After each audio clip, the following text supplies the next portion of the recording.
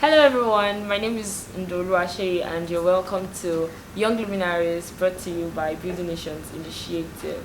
Today on the show we have a young man who rode on the wings of his background to become who he is today. He's a pharmacist and he's currently on his doctoral program at the University of Ibadan. He counts it a product of God's mercy that he was ever able to make it to university in the first place. He grew up with his grandfather, who was a traditional medical practitioner, a community chief, a craftsman, amongst various other things.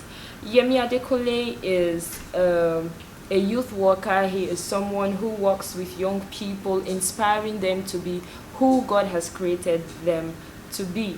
He rode Okada through the university to finance his education, and he is the author of the book Pushing the Limits, from Riding Okada to Graduating with a Distinction in Pharmacy. Fam Yemi Adekunle, you're welcome to Young Luminaries.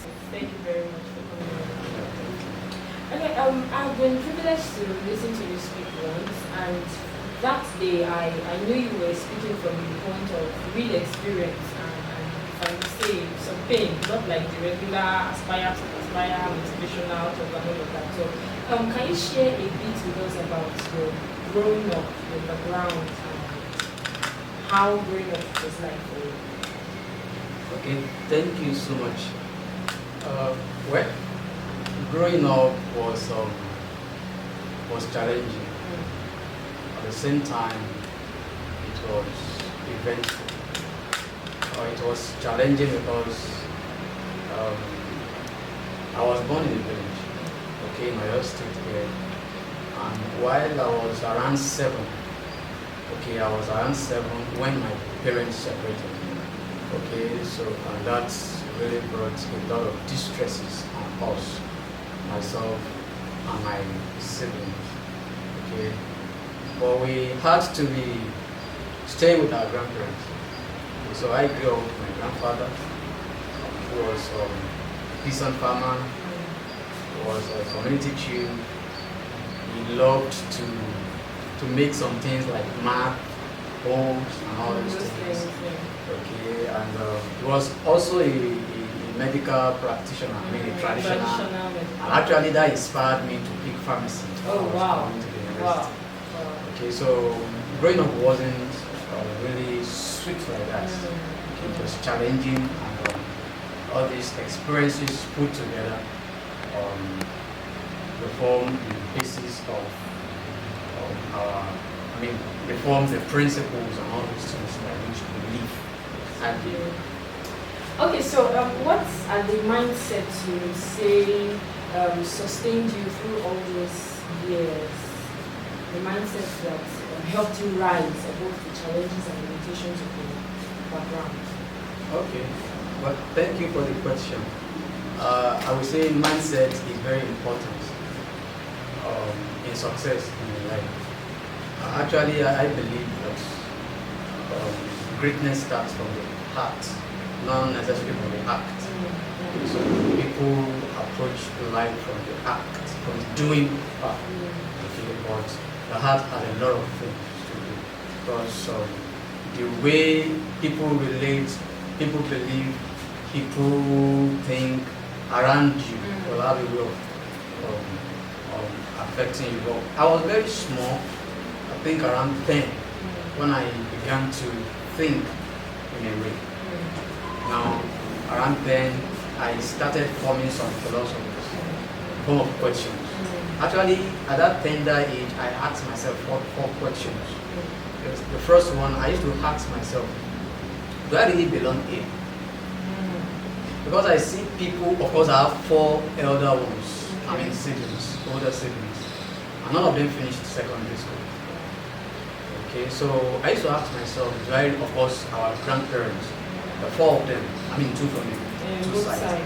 Okay, none of them went to school. My parents, none of them went to school. Okay, then our siblings too, the older ones, none of them. Okay, I used to ask myself, do I really belong here?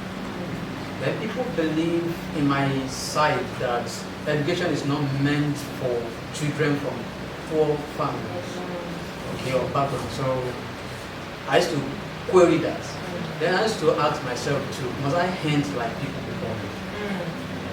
Okay, so I believe that if I will not end like people before me, I must not follow their path. If I should follow their path, I will end the way. Okay, so I used to ask myself too, what are my excuses?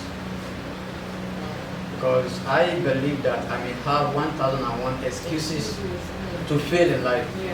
No, 1001 reasons, rather. I don't have a single excuse. Okay, so that's my own way of thinking. Then the fourth one, what can I really do better? What can I really do better? Or can I be better? I used to challenge myself as young as age 10. Okay, so these are mindsets that really sustained me over time. A lot of mindset, because I believe that every man is actually destined to race. Anybody can happen. Okay, so but if it doesn't happen in the heart, it cannot happen on the heart. It can't happen on the heart. Okay, so those are the mindsets that I built. That's very interesting. So sir, would you say you are a self-motivated? You know, we're in this era where everybody believes there's so much emphasis on and self-thought, and there's so much pride in saying I'm self-motivated and all of that. Would you say you are a self-motivated person, or are there people that have helped you rise along your journey through life? Well, I believe that nobody succeeds in isolation. Nobody succeeds in life. I believe that life is designed to be lived in association, not in isolation. Okay, I think it was this former scientist, Sir Isaac Newton, who said, if you see me standing above all men, or if you see me seeing beyond all men, it's because I'm standing upon the shoulders of some people. Okay, so as early as around that 7 to 10, when I was staying with my grandmother, my paternal grandmother, before she died in 1998 rather, two teachers took interest in me. One, Mr. Adekunle, a deeper life member. He was the first notable influence in my life. He took me to Shaki from Owatoro for a deeper life program, and that one exposed me a lot. But when I came back, I started reciting Sunday school memory verse, so in my church, you understand, and that one also launched me to another realm of meeting with friends. Okay, so it was while I was meeting with friends so that man was interested in building my character and godly qualities. Amen. Okay, then there was another old primary school teacher then in our community, Mrs. Alessi, late Mrs. Alessi. She also took interest in me, and she gave me one literature like that, story of Olu and Ayo. So once we came back from from farm like this, I'll just run to her place. So she would just help me to read the next line and all those things. So that was how I began to read gradually. Okay, so I won't say that I'm self-made. I won't say that. I would say a lot of people have really helped me along the journey. And I also believe that, in fact, coming to the university was just a miracle. Now, in 2017, December 2017, somebody came from my village to see a brother here in University of Ibadan, okay, David Adekunle by name. And when they now came here, because we have only one secondary school in our community, okay, and they were talking, and the brother in UI, the student in UI, now said, what's happening in our one and only Ofiki Grammar School this year? And that man that came from the village said, wow, this year, one young boy, Yemi Adekunle, cleared all his results, he made all his papers and all those things, and that got him, interested, and he said he was coming for Christmas that December 2007 rather. Okay, he came, just spoke to me, just encouraged me to obtain jam form and all those things. And I just believed, I just tried to, and from there, that was how God took me I obtained jam form, I gained admission. I was not thinking admission, but got connected to people who talked about me and everything. So I believe it's miracle. And throughout the university, they helped me without a reservation. And I believe people will definitely lessen the body if you give them a chance. So there is no way we can make it feel like without people. No way. Wow, that's beautiful. You're involved in a lot of community service. Can you share a bit about what you do and the impact or the results that you have had so far? Okay. Well, quick on that. Actually, my real involvement in community work started in 2014, October precisely. Now, that was when I graduated that year. Okay, then my friend John Luadero now wrote the founder of BNI, wrote my story, how I rode Okada, graduated from the University of Ibadan and all those things, and he published it on social media, and the attention of the world was drawn to it, and that was what gave me the leverage. Okay, it gave me the opportunity, it gave me the platform to begin to go to rural environments, advocating for quality education for all. Okay, so I was a manager of BNI educational project and all those things from that 2014 to when we stopped that project, Quiver Quality Education for All. Now, and since 2014, I've been to several places, especially rural environments, encouraging young ones. Okay, then one of the giving back to the community is actually this book. Okay, so I documented my experience there, pushing the limits from riding Okada to graduating with distinction in pharmacy. Okay, so I had a lot of testimonies from people that this book has blessed. Then of recent, I had somebody made me to feel less human because of my background. So I began to go into studies, deep studies on background, the influence of background on success and all these things. Then I came across this term, first generation students. And I began to do studies on that. Then I organized a conference. I called it First Generation Conference. Okay, so where I put people that their parents, none of their parents had university education. So I had to encourage them. So now I do three things. I inspire, I educate, then I train people to rise above their background. That's interesting. So finally, before we go, how would you encourage young people who are still struggling with the limitations of their background? There are still a lot of young people who maybe they've not seen enough reason to rise above the limitations of their background, so they still stay within those confinements and they're limiting themselves and saying, my parents can't afford it, so there's no reason to go for it, or this is how it is in our family. How would you encourage such people in order for them to rise above these limitations? Well, I would say that life dispenses challenges in doses, and it dispenses it to everybody. So challenges are common to all. Okay, and if you handle challenges well, they will leave you better. Because I believe that challenges are actually bitterness for our betterment. Okay, so I believe that the worst thing that can ever happen to any man is not his poor background or poor belief.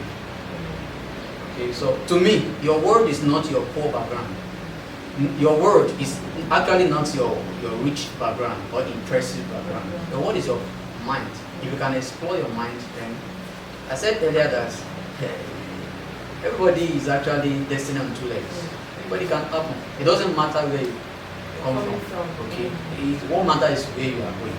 What matters is where you are going. But what I see is that the limitation that people place, okay, the limitation that the mind of people, okay, places on their success in life is actually greater than the limitation that their environment places on them.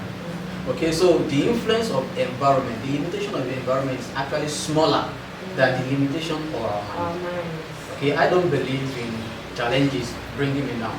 I believe challenges is just like a furnace, and a gold must pass through such fire before it can come. So people who are struggling with limitation, there are two kinds of limitation actually. The internal limitation, something that you cannot do anything about.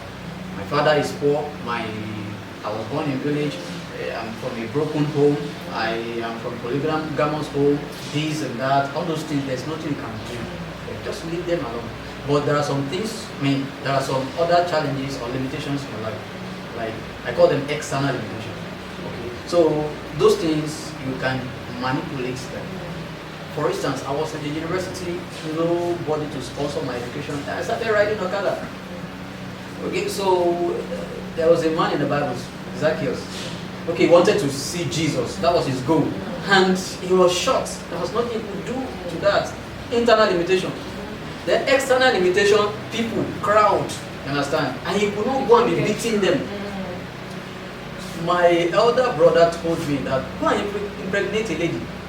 Who is in your family is educated? Who goes to school in your family? Don't waste your time on all those things. That was his mindset. I don't blame him. Okay, so I have a lot of crowd like that, but I don't need to go and be beating them and chasing them away from obscuring me. All I need to do is to look for the direction where the flow of success may likely go, and I look for a sycamore tree and I climb. What was my sycamore tree? Okada. But today it doesn't matter the game, what button I pressed. I've been elevated. Whether it was a rough button or a beautiful one, it doesn't matter. Bottom line is you've risen and you're still rising. Wow, that's very beautiful. Thank you very much for Yemi Adekunle. It was a very enlightening session. Thank you so much. You're welcome. Thank you for having me. Okay, so there you have it. There really is nothing that limits you except you permit it to limit you. Thank you very much for staying with us today on the show. We'll hope to see you next time. Don't forget to subscribe to Building Nations Initiative YouTube channel, and also click on the notification bell so that you'll be notified whenever we put up new videos. Thank you very much. See you next time. Bye.